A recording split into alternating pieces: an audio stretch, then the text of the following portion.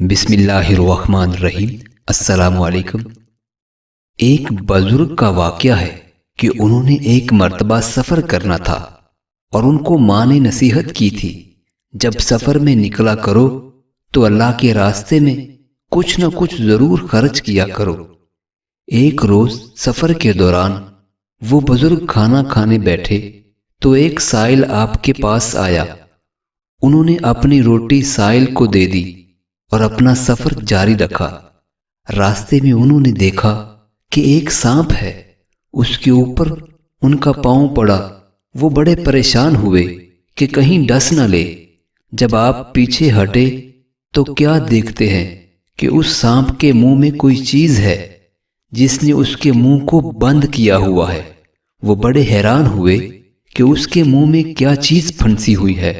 جب اس کو مارا تو دیکھا کہ وہ روٹی کا ایک ٹکڑا ہے جو اس کے منہ میں پھنسا ہوا تھا۔ پھر کسی بزرگ نے انہیں بتایا کہ تم نے جو اپنی روٹی کسی فقیر کو دی تھی، تمہاری موت کا وقت تو آج ہی لکھا تھا، لیکن اللہ تعالیٰ نے تمہارے اس صدقے کی وجہ سے تمہاری عمر میں برکت دے دی، اور وہیں روٹی کا ٹکڑا گویا اس سانپ کے منہ میں جا کر پھنس گیا۔ اس سے معلوم ہوا کہ انسان اللہ کے راستے میں جو بھی خرچ کرتا ہے، اس کی بلائیں اور مصیبتیں اس کے بدلے میں دور ہوتی ہیں۔ ایک مرتبہ نبی اکرم صلی اللہ علیہ وآلہ وسلم نے ایک کہانی سنائی کہ ایک شخص کے 3 دوست تھے۔ جب وہ مرنے لگا تو ایک کو بلا کر پوچھا کہ اس مشکل وقت میں تم میری کیا مدد کر سکتے ہو؟ اس نے کہا، میں عمر بھر آپ کی خدمت کرتا رہا، لیکن اب بالکل بے بس ہوں اور موت کو کسی طرح نہیں روک سکتا۔ پھر دوسرے کو طلب کیا۔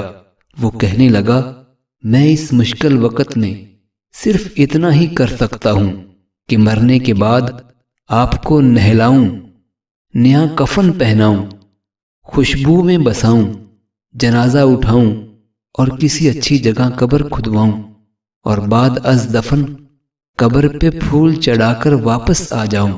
اس کے بعد تیسرے کو بلایا۔ وہ کہنے لگا، آپ فکر نہ کریں، میں موت کے بعد بھی آپ کا ساتھ دوں گا، قبر میں آپ کے ہمراہ جاؤں گا، اور جب آپ قیامت کے دن قبر سے نکلیں گے اور میں آپ کے ساتھ ہوں گا۔ پہلے دوست کا نام مال، دوسرے کا اہل و عیال، اور تیسرے کا نام اعمال ہے۔